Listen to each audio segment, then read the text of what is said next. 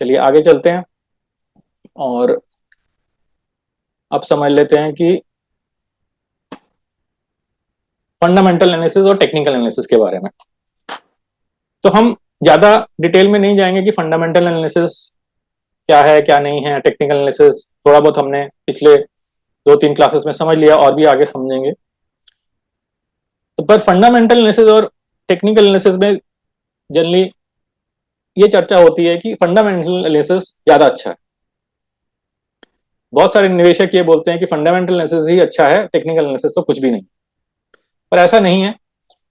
आ, जैसा कि मैंने पहली कक्षा में यही बोला था कि अगर किसी निवेशक को ये दोनों चीजों की जानकारी है, फंडामेंटल एनालिसिस और टेक्निकल एनालिसिस दोनों की जानकारी है, तो वो बहुत ही अच्छा निवेशक बन सकता है। तो हम एक उदाहरण ले लेते हैं और उससे समझते हैं। मान लीजिए कि आप के शहर में मेला लगा, एक फूड फूड मेला लगा, जहाँ पे तरह तरह के लोग आए हैं, अलग अलग राज्यों से, अलग अलग प्रांतों से, और अपना अपना खाने के स्टॉल उन्होंने लगाए हुए हैं, फूड के स्टॉल्स लगाए हुए हैं। तो आपको लगा कि मेरे को यहाँ जाना चाहिए, तो आप सब परिवार वहां पहुंच गए। आप वहां देख रहे हैं, आपको बड़ी अच्छी अच्छी चीजें मिल रही हैं देखने को, बड़ी अच्छी खुशबू आ रही है हर जगह से, अलग अलग स्टॉल लगे हैं। कहीं पे आपको मराठी फूड मिल रहा है, कहीं पे आपको साउथ इंडियन मिल रहा है, कहीं पे आपको पंजाबी फूड मिल रहा है। तो आपके तो मुंह में पानी आ रहा है, तो मेरे को तो बोल बोल के मुंह में पानी आ रहा है कि कहीं छोले भटूरे मिल रहे हैं, तो कहीं राजमा चावल मिल रहे हैं, तो कहीं आपको अच्छा डेजर्ट्स मिल रहे हैं, कि केक मिल रहा है, पेस्ट्री मिल रही है, आइसक्रीम्स मिल रही हैं, तो सब तरह की चीजें हैं वहां पे।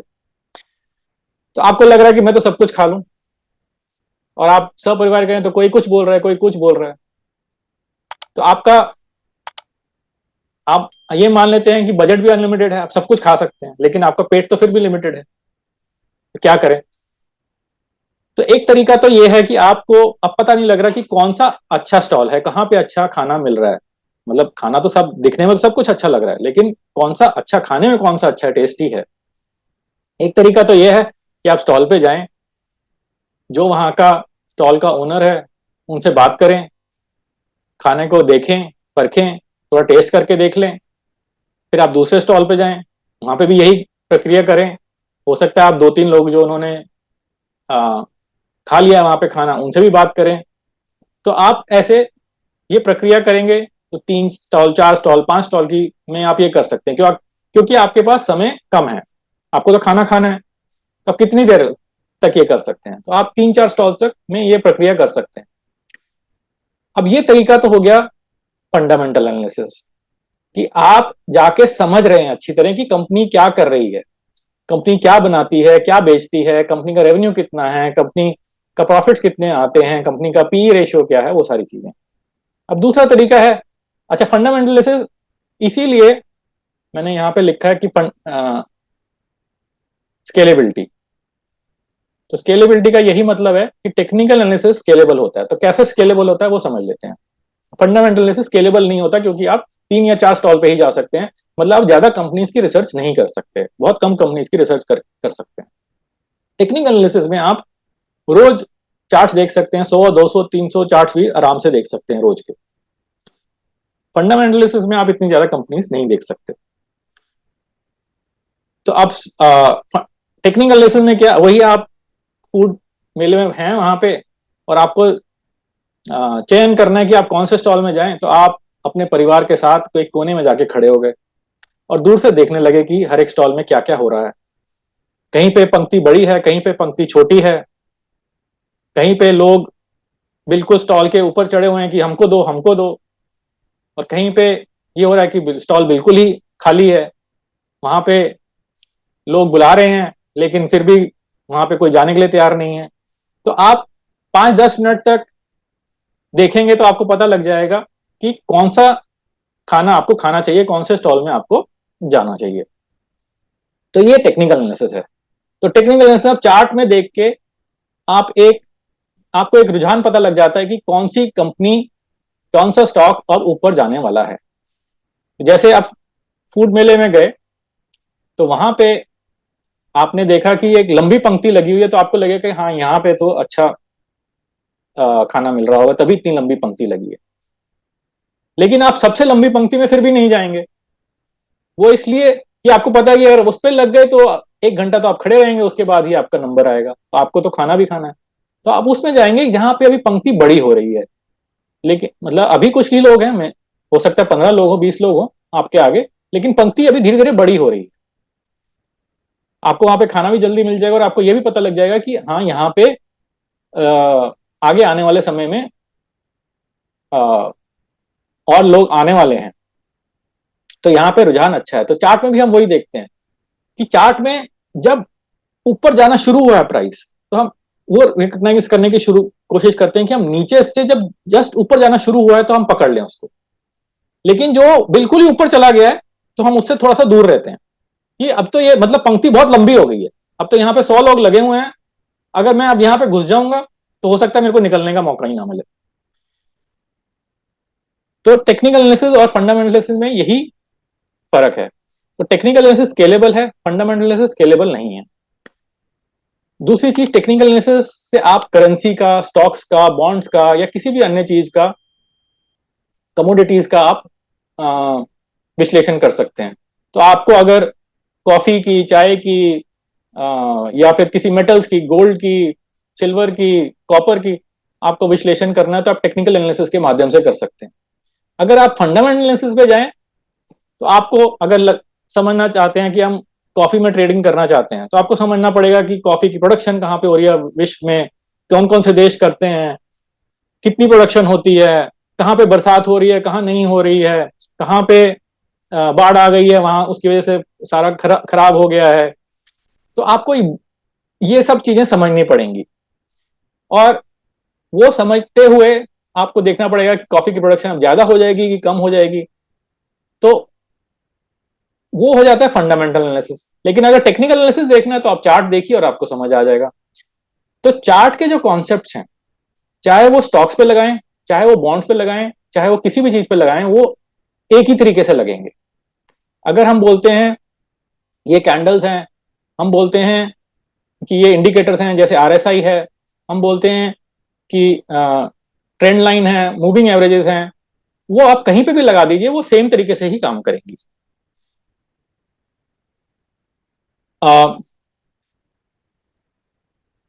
अब जैसे हम ने बोला कि अच्छा ये टेक्निकल एनालिसिस के ये एडवांटेजेस हो गए, तो इसका ये मतलब तो नहीं है कि फंडामेंटल एनालिसिस खराब है। मैं तो शुरू में ही बोल रहा हूँ कि दोनों जिसको आते हैं वो बहुत ही अच्छा कर सकता है। टेक्निकल एनालिसिस में कुछ डिसएडवांटेजेस भी हैं, तो वो एडवांटेजेस बन जाते हैं फंडामेंटल एनालिसिस के लिए। तो टेक्निकल एनालिसिस जैसे हमने बात करी थी कि आप 1 मास, 2 मास, 6 मास के लिए कर सकते हैं, उससे ज्यादा आप अवधि के लिए भी कर सकते हैं, मतलब हो सकता है 1-2 वर्ष तक भी चला जाए आपका, लेकिन फिर भी थोड़ा सा मुश्किल हो जाता है। तो हम फंडामेंटल एनालिसिस पे जाएं तो आप एक प्योर इन्वेस्टमेंट कर सकते हैं। लंबी अवधि मतलब आप 2 वर्ष के ऊपर तो आराम से जा सकते हैं, मतलब 10 वर्ष, 15 वर्ष की भी कर सकते हैं। तो फंडामेंटल एनालिसिस में आप एक लंबी अवधि के लिए कर सकते हैं, और जो बड़े बड़े इन्वेस्टर्स हैं उनका पैसा बड़ी अवधि में ही इन्वेस्ट करके ही बना है, छोटी अवधि में इन्वेस्ट करके नहीं बना है। तो फंडामेंटल एनालिसिस का एक तो ये एडवांटेज हो गया। अब अगर आपको दोनों दोनों ये थोड़ा सा स्पेलिंग यहाँ पे गलत लिखी हुई है, वेरी लॉन्ग टर्म लिखना होना चाहिए। तो अगर आपको दोनों आती हैं तो आप क्या करेंगे, फंडामेंटल एनालिसिस करेंगे, देखेंगे कि कौन सा स्टॉक अंडर वैल्यूड है अभी। लेकिन अंडर वैल्यूड का ये मतलब तो नहीं है कि बाकी लोगों को भी अंडर वैल्यूड लग रहा है। आपको लग रहा है तो इसका मतलब ये नहीं है कि हजारों लाखों लोग जो और भी हैं उनको भी लग रहा है। तो आप उसको अपनी वॉच लिस्ट में रख लेंगे कि ये मेरे को अंडर वैल्यूड लग रहा है, और फिर उसके आप चार्ट्स देखेंगे। हो सकता है आप साप्ताहिक चार्ट्स देखें, रोज देख लें, या डेली चार्ट्स भी देख लें। और जब भी आपको एक सिग्नल मिले कि अब मोमेंटम आ रहा है, अब ये बाई सिग्नल है, तब आप उसको खरीद लेंगे, और फिर अब उसमें बने रहेंगे। तो तब तक नहीं खरीदेंगे जब तक उसमें कोई मोमेंटम नहीं है। तो फंडामेंटल एनालिसिस में आपको एक श्योरिटी मिल जाती है कि आपने एनालिसिस किया हुआ है, और उसकी वजह से वो अब नीचे तो नहीं गिरेगा स्टॉक। अब वो, और आपने ऐसी पोजीशन पे लिया है कि अब उसके ऊपर जाने की उम्मीद बहुत ज्यादा है। तो आप जब दोनों को कंबाइन करके करते हैं तो आप एक लंबी अवधि का ट्रेड ले सकते हैं, 2-3 वर्ष का ट्रेड ले सकते हैं और आपको बहुत ही अच्छा लाभ हो सकता है। तो अब मैं बस इतना ही कहूंगा कि टेक्निकल एनालिसिस करना है तो जैसे वो है कि आपने मारुति में अपनी ड्राइविंग सीखी, एक छोटी कार में ड्राइविंग सीखी, तो आप वो ड्राइविंग आप कहीं पे भी कर सकते हैं, किसी तरह की रोड पे भी कर सकते हैं, कहीं पे भी चले जाएं तो आप ड्राइविंग कर सकते हैं। दूसरी चीज, अब आप एक बड़ी गाड़ी को भी चला सकते हैं। आपको मर्सिडीज मिल गई तो आप बोलेंगे चलिए आप मर्सिडीज भी चला लेता हूं, उसमें क्या मुश्किल बात है। तो टेक्निकल एनालिसिस उसी तरह है कि आपको एक बार चार्ट देखने आ गए तो आप कहीं पे भी जा सकते हैं। अब वो आपके ऊपर है कि आप कहां जाना चाहते हैं। फंडामेंटल एनालिसिस में यह है कि आपको कार चलानी तो सीखी आपने, और भी ज्यादा कुछ उसके इंटरनल्स भी सीख लिए। अंदर इंजन कैसे लगा हुआ है, क्लच कैसे काम करता है, ब्रेक कैसे काम करती है, वो भी सीख लिया। अगर कहीं रास्ते में गाड़ी रुक गई तो आपको पता है कि उसको कैसे आगे वहां से निकलना है। तो ये हो गया फंडामेंटल एनालिसिस। चलिए अब आगे चलते हैं। रुकिए जरा, ठहरिए। मैं आपको एक छोटा सा संदेश देना चाहता था। मैं स्विंग ट्रेडिंग पर एडवांस क्लासेस भी लेता हूं। अगर आप मेरी एडवांस क्लास लेना चाहते हैं तो मुझसे व्हाट्सएप या ईमेल पर संपर्क कर सकते हैं। तो चलिए वापस फ्री ट्रेनिंग पर चलते हैं। और हाँ, अब ये समझ लेते हैं ट्रेडिंग किस तरह से, क्योंकि हमारा ये जो क्लासेस हैं ये ट्रेडिंग के ऊपर ही हैं। हम तो फंडामेंटल एनालिसिस के लिए कभी हो सकता है आगे आने वाले समय में ऐसे ही कोई क्लास करें जिसमें फंडामेंटल एनालिसिस समझेंगे, पर अभी तो ट्रेडिंग के लिए करना है। तो ट्रेडिंग भी 4 तरीके की होती है। 4 तरीके की मतलब स्कैल्पिंग, इंट्राडे, स्विंग और पोजिशनल। तो इसको हम जल्दी से कर लेते हैं। हमारा मेन जो फोकस रहेगा वो स्विंग ट्रेडिंग पे ही रहेगा, क्योंकि ये स्विंग ट्रेडिंग की बात कर रहे हैं हम। हम स्कैल्पिंग और इंट्राडे की बात बिल्कुल भी नहीं करेंगे। पोजिशनल ट्रेडिंग की बीच बीच में हो सकता है थोड़ी बहुत बात कर लें, लेकिन इन दोनों की बात नहीं करेंगे। तो स्कैल्पिंग क्या होता है? स्कैल्पिंग होता है जब आप चार्ट को देख रहे हैं और आप एक छोटी अवधि का ट्रेड लेते हैं। छोटी मतलब आप 1 घंटे का, आधे घंटे का ट्रेड लेते हैं। तो आप क्या करते हैं, अब जब आप चार्ट देख रहे होते हैं तो आप 1 मिनट का चार्ट देखते हैं, 2 मिनट का, 3 मिनट का चार्ट देखते हैं। तो हम जैसे ये चार्ट है तो ये हमारा डेली चार्ट खुला हुआ है, लेकिन अगर हमको स्कैल्पिंग करनी है तो हम 1 मिनट के चार्ट पर जाएंगे और 1 मिनट का चार्ट देखेंगे। अब 1 मिनट के चार्ट पे अगर कहीं किसी ने ये समझ लिया कि यहाँ पे ये नीचे गिरने वाला है, किसी तरह से समझ लिया उसने, मैं नहीं बोल रहा कि समझ सकते हैं कि नहीं सकते, किसी ने समझ लिया, तो वो यहाँ पे कहीं पे पोजीशन बनाएगा, ऊपर शॉर्ट पोजीशन बनाएगा और यहां तक वो उसको कैरी करेगा। तो आ, एक छोटी सी अवधि में 10 मिनट भी नहीं है तो 1 मिनट का चार्ट है, तो 3-4 मिनट में ही, 5 मिनट में ही उसको एक अच्छा ट्रेड मिल जाएगा, जो उसमें उसको एक अच्छा लाभ मिल जाएगा। तो 1 मिनट की अवधि, 5 मिनट की अवधि, ज्यादा से ज्यादा मतलब आप 5 मिनट की अवधि का देखते हैं, उससे ज्यादा नहीं जाते। तो ये हो गया जैसे शॉर्ट ट्रेड है। कहीं आपको लॉन्ग ट्रेड भी मिल जाएंगे। जैसे अगर किसी ने यहाँ पे बनाया, यहाँ पे उसको लग रहा है, जैसे उसको लग रहा है यहाँ पे, अगर हम बात करें, मैं यहाँ पे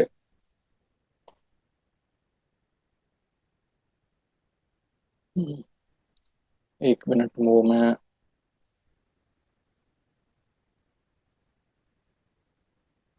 हाँ, तो किसी को ये लग रहा है कि आ,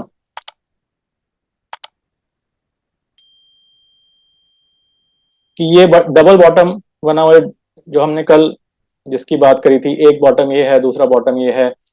ये कैंडल हमको लगी कि ये एक रिवर्सल कैंडल है, अब तो ऊपर जाना चाहिए, तो आपने यहाँ पे एक स्कैल्पिंग की पोजीशन बना ली। तो ये 5 मिनट का चार्ट है, आपने बना ली और ये उसके बाद ऊपर चला गया।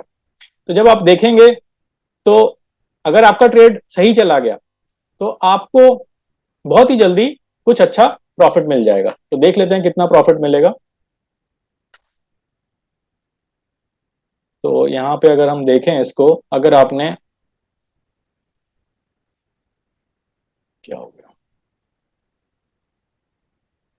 हाँ, अगर आप इसको देखें तो मान लीजिए आप यहाँ कहीं निकलते हैं, तो 15 बार्स, 15 बार्स मतलब 15 × 5 मिनट, 75 मिनट में आपको करीब 0.8% का लाभ हो गया। 1% से थोड़ा सा कम है, लेकिन जो लोग ऐसा करते हैं वो ऑप्शंस खरीद के करते हैं, तो वो 0.8% भी कम, वो बहुत ज्यादा बन जाता है, वो करीब करीब 10% के करीब बन जाता है। तो अगर 75 मिनट में वो ऐसा कमा लेते हैं तो बहुत अच्छी बात है। परंतु इसमें यह है कि इसमें जोखिम बहुत ज्यादा रहता है, क्योंकि 5 मिनट की कैंडल बहुत जल्दी जल्दी बन रही होती है। आपका कहीं भी गलत हो जाए, और बहुत ऊपर नीचे भी होता है, जैसे अब ये वाली कैंडल है, ये बहुत ऊपर नीचे हुई, तो आपके दिल में लगा रहेगा, एक चिंता रहेगी कि ऊपर जा रहा है नीचे जा रहा है, क्या होगा, मैं बेच दूं खरीद लूं, क्या करूं उसको। बहुत जल्दी ये चेंज हो रहा होता है। तो स्कैल्पिंग होती है जो 1 घंटे की अवधि के लिए, 2 घंटे की अवधि के लिए, लेकिन बहुत कम अवधि के लिए होती है। और जो इसके बाद वाला हमने बात करी, इंट्राडे, इंट्राडे भी एक कम अवधि के लिए होती है, लेकिन आप सुबह खरीदते हैं और शाम तक बेच देते हैं। मतलब आप सुबह 9:15 बजे, 9:30 बजे आपने कुछ एंट्री ली और आप 3 बजे, 3:15 बजे तक निकल जाते हैं। तो हो सकता है वो 2 घंटे में भी निकल जाए, जल्दी निकल जाए, आपको अगर लाभ मिल रहा है। हो सकता है आप थोड़ा बिल्कुल दिन के अंत तक इंतजार करें। तो इंटरडे और स्कैल्पिंग में भी आप चार्ट्स यूज कर सकते हैं, लेकिन जो ट्रेडर्स काम करते हैं वो उसको गैम्बलिंग की तरह लेके चलते हैं। तो गैम्बलिंग मत करिए। अगर आप चार्ट्स का उपयोग में लाके, चार्ट्स के उपयोग में लाके आप कुछ स्कैल्पिंग या इंटरडे ट्रेड ले रहे हैं तो फिर भी ठीक है। लेकिन उसमें मैं यही बोलूंगा कि पहले आप स्विंग ट्रेडिंग सीख लीजिए, उसके बाद ही आप इन पे जाइए। अब इसके दो कारण है। पहला कारण यह है कि जो मैं बोल रहा था कि हर एक, आप 1 मिनट 5 मिनट की कैंडल्स देख रहे हैं तो बहुत ऊपर नीचे हो रहा है, तो आपके दिल में हमेशा धक धक लगी रहेगी कि भाई मैं क्या करूं अब। तो स्ट्रेस लेवल आपका बहुत ज्यादा हो जाएगा। और दूसरी चीज क्या है कि आपको स्क्रीन के सामने बैठे रहना पड़ेगा, तो आप कोई और काम नहीं कर सकते, क्योंकि आपको कैंडल्स को देखते रहना है कि किस तरह से बन रही हैं वो कैंडल्स, हर एक कैंडल को देखना है आपने। तो जब तक आप ट्रेडिंग कर रहे हैं तो आप स्क्रीन पे ही बैठे हुए हैं, और स्ट्रेस लेवल बहुत ज्यादा हो जाता है। अब क्या है कि ये आप कर तो सकते हैं, अगर आपके पास समय है और आपको इसमें आ, आ, अच्छा लाभ होता है तो आप कर तो सकते हैं। लेकिन उस पोजीशन पे पहुंचने के लिए अगर पहले आप स्विंग ट्रेडिंग समझ लें तो अच्छा है। तो स्विंग ट्रेडिंग में आपके पास ऐसा नहीं है कि आपने कॉल ऑप्शन या पुट ऑप्शन खरीदनी है, क्योंकि कॉल ऑप्शन और पुट ऑप्शन के तो दाम ऊपर नीचे बहुत जल्दी होते हैं। और दूसरी चीज, वो कॉल ऑप्शन हो सकता है जीरो हो जाए अगले 2 दिन में, 3 दिन में, या जब भी। लेकिन स्विंग ट्रेडिंग में ऐसा नहीं है, क्योंकि आपने ले लिया तो आप उसको होल्ड करके रख सकते हैं। 2 दिन बाद, 3 दिन बाद, 4 दिन बाद, अगर ऊपर नीचे नहीं भी हो रहा है या ऊपर नीचे हो भी रहा है, लेकिन आपके चार्ट का स्ट्रक्चर ठीक लग रहा है, तो आप उसको होल्ड करके रख सकते हैं। आपके पास आपका प्रॉफिट 10 दिन बाद आए, 15 दिन बाद आए, 20 दिन बाद आए, कोई बात नहीं, लेकिन आपका प्रॉफिट आ जाएगा। तो एक बार आप उससे समझ जाएंगे, सीख जाएंगे कि कैंडल्स कैसे बनती हैं, कैंडल्स कैसे काम करती हैं, ट्रेड कैसे लिया जाता है, लाभ कैसे कमाया जाता है। तो जो हम पेशेंस की बात कर रहे थे, डिसिप्लिन की बात कर रहे थे, वो स्विंग ट्रेडिंग से आपको सीखने को मिल जाएगा। और स्विंग ट्रेडिंग का जो टाइम फ्रेम है वो समझ लीजिए 1 सप्ताह, 2 सप्ताह, 3 सप्ताह का टाइम फ्रेम है। तो आपको 1 सप्ताह, 2 सप्ताह में आपको पता लग जाएगा कि आपने कितना अच्छा ट्रेड लिया, क्या कितना खराब ट्रेड लिया। पोजिशनल ट्रेडिंग एक लंबी अवधि के लिए होती है, 3 महीने के लिए, 6 महीने के लिए, एक वर्ष के लिए। तो पोजिशनल ट्रेडिंग में अगर आपने लिया तो आपको उसका रिजल्ट, उसका निष्कर्ष आपको 3 महीने बाद मिल रहा है, या 1 महीने बाद मिल रहा है, या उससे भी ज्यादा कभी मिल रहा है। तो आपको पता नहीं लगेगा कि आप ठीक ट्रेडिंग कर रहे हैं कि नहीं कर रहे। तो स्विंग ट्रेडिंग में आपको जल्दी पता लग जाएगा कि आप ठीक ट्रेडिंग कर रहे हैं कि नहीं कर रहे हैं, तो आप उससे सीख जाएंगे। जब आप एक बार स्विंग ट्रेडिंग सीख जाएंगे, चाहे उसके बाद आप इंट्राडे पे जाएं, चाहे उसके बाद आप पोजिशनल पे जाएं, तो दोनों में आप जा सकते हैं। तो पोजिशनल में जाने का फायदा यह है कि आपका स्ट्रेस लेवल बिल्कुल ही खत्म हो जाता है, कि आपको रोज रोज भी भाव देखने की जरूरत नहीं। सप्ताह में एक बार ही आपने भाव देखा, साप्ताहिक चार्ट देखे, और आपने कुछ पोजीशन ले ली और हर अगले सप्ताह के अपने फिर देख लिया, फिर उसके अगले सप्ताह आपने फिर देख लिया। तो आपको इतना मेहनत करने की जरूरत ही नहीं है। सप्ताह में आप 2-3 घंटे बैठे, आप शनिवार के दिन या इतवार के दिन बैठे, 2-3 घंटे बैठे, 3-4 घंटे भी चलो बैठ गए, स्टॉक्स के चार्ट एक बार देख लिए, फिर उसके बाद पूरे सप्ताह की आपको चिंता करने की जरूरत नहीं है।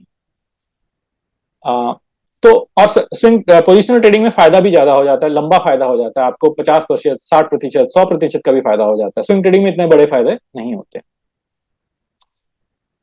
तो चलिए आगे चलते हैं। इसमें बस मैं अब इतना ही बोलूंगा कि स्विंग ट्रेडिंग से हम शुरुआत कर रहे हैं, लेकिन आगे आने वाले समय में एक बार जब आप स्विंग ट्रेडिंग सीख जाएं तो आप किसी भी बाकी चीज पे जा सकते हैं, क्योंकि कैंडल्स, पैटर्न्स, प्रोसेस वो सब कुछ सेम होगा।